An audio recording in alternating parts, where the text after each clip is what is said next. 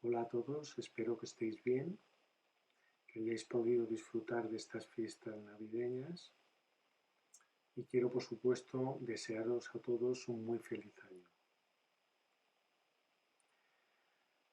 Hoy quiero seguir hablando, compartiendo con vosotros acerca de la ansiedad, ¿vale? Ya sabéis que es mi especialidad clínica junto con el estrés, aunque en mi consulta también abordo otro tipo de trastornos. Y bueno, hoy quiero poner el foco en lo que yo llamo el ciclo de la ansiedad, que es algo que he desarrollado en mi libro sobre la ansiedad y que creo que es un aspecto crucial para poder entenderla mejor y también para abordar su tratamiento. Personalmente a mí me gusta explicar el ciclo de la ansiedad como un proceso que se puede representar en forma de pirámide con 4 vértices o 4 componentes. ¿Cuáles son estos componentes? En alguna ocasión ya he hablado de ello, pero hoy me gustaría hacerlo de una manera más detallada. Por un lado tenemos al cuerpo o las sensaciones físicas. Otro componente serían las emociones. En tercer lugar tendríamos a los pensamientos. Y por último estarían las conductas, las acciones que llevamos a cabo las personas, ¿vale? Yo incluyo también dentro de las conductas el lenguaje, puesto que considero que es una conducta más. Además, tiene un impacto también significativo en todo lo que es el ciclo de la ansiedad. Como podéis comprender, todos estos componentes están interrelacionados entre sí, se influyen mutuamente. Porque al final la psicología humana pues, es un sistema dinámico, interactivo, en donde todos sus componentes pues, interactúan y tienen un impacto unos sobre otros. Detrás de estos componentes hay otro elemento que es muy importante, que sería el yo del sujeto.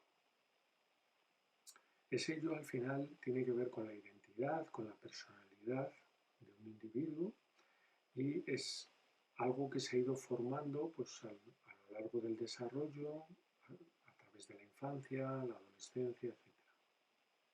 En la medida en que la persona tenga un yo maduro, integrado, suficientemente resiliente, pues será capaz de poder afrontar las situaciones de la vida cotidiana,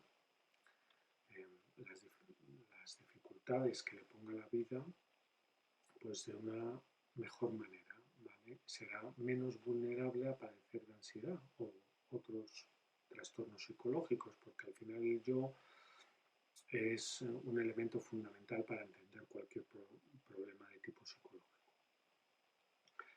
Bien, por otro lado tenemos que tener en cuenta que esos componentes pueden estar mejor cohesionados o pueden estar mejor coordinados o bien al contrario, puede haber una pobre coordinación entre ellos, entre las emociones, los pensamientos, las conductas, las sensaciones que pueda tener una persona, el cuerpo. Eh, y bueno, y es posible además que eh, algunos de esos componentes sean conscientes, pero otros puedan ser semi-inconscientes o inconscientes. Además, podemos comprender que los síntomas que tiene una persona y los mecanismos que pone en marcha para hacer frente a la ansiedad, a las situaciones con las que se va encontrando, pues muchas veces se manifiestan a través de esos componentes, ¿vale? A través de los pensamientos, a través de las conductas que realiza, etc.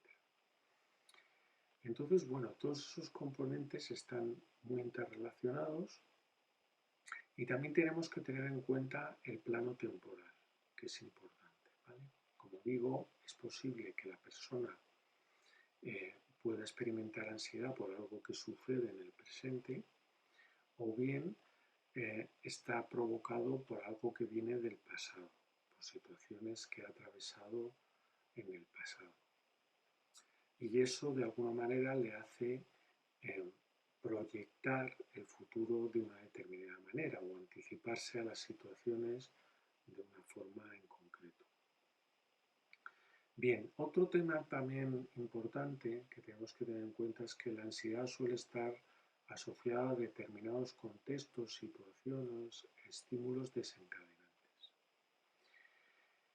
Pero esto no significa que la causa original de la ansiedad tenga que ver con eso, sino que en los trastornos de ansiedad normalmente suele haber ciertas situaciones o ciertos estímulos que pueden actuar como desencadenantes de esa situación de ansiedad, pero no siempre explican eh,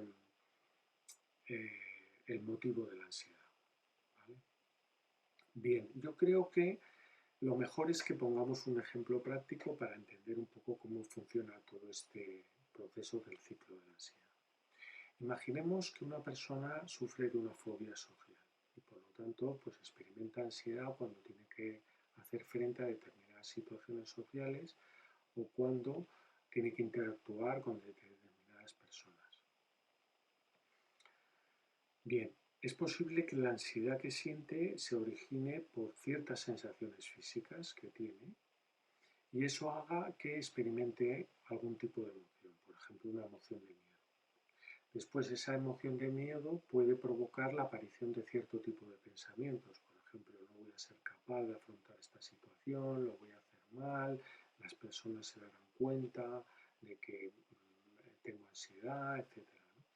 Y entonces eso al final lleva a la persona a que realice un determinado tipo de conducta, que puede ser pues aislarse del grupo o solamente hablar con una persona o de una manera ya más radical pues abandonar el lugar precipitadamente, ¿no? Huir de esa situación.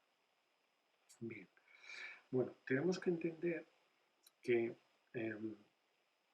eso que experimenta la persona, que pone en marcha su ansiedad, puede tener que ver, como digo, con algo que se haya producido en el pasado, no solamente con algo que esté pasando en el presente. ¿Vale?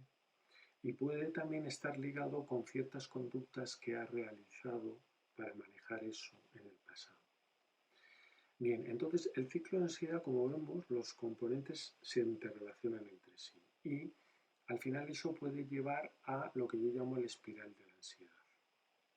Eso también es lo que explica que en una persona con el tiempo se vayan produciendo pues somatizaciones físicas, ¿vale? Pues por ejemplo tensiones, dolores, bloqueos, fatiga crónica y también explica que una persona pueda experimentar un ataque de pánico por la acumulación de malestar y por la intensidad de las emociones vividas, pues al final esa persona tiene unas sensaciones de desintegración psicológica, de que experimenta una grave amenaza para su integridad física o mental, ¿no? en esa situación. Y tiene ese ataque de pánico que le puede llevar incluso a creer que se vuelve loca o que puede morir de manera inminente, ¿no? Entonces, bueno, con esto lo que os he querido explicar es que para entender la ansiedad es muy importante contemplar todos estos componentes, todo este proceso, ¿vale? Que tiene que ver, como digo, con los componentes emocionales, cognitivos, conductuales, con lo físico también. Por otro lado, hay que tener en cuenta el yo de la persona, que es lo que las experiencias que ha podido tener esa persona a lo largo de su vida, ¿vale? Y también contextualizar su trastorno de ansiedad teniendo en cuenta pues, cuáles son los desencadenantes que están asociados a esa ansiedad que experimenta. Bien, pues esto yo creo que es lo que voy a compartir hoy con vosotros. Quizá me he alargado hoy un poco más porque la idea era que estos vídeos fuesen incluso más cortos, pero bueno, espero que haya sido de utilidad y en otros vídeos iremos profundizando más en esos componentes y por supuesto en la manera de ir haciendo frente a la ansiedad, ¿vale? Pues muchas gracias por la atención y os deseo un buen día.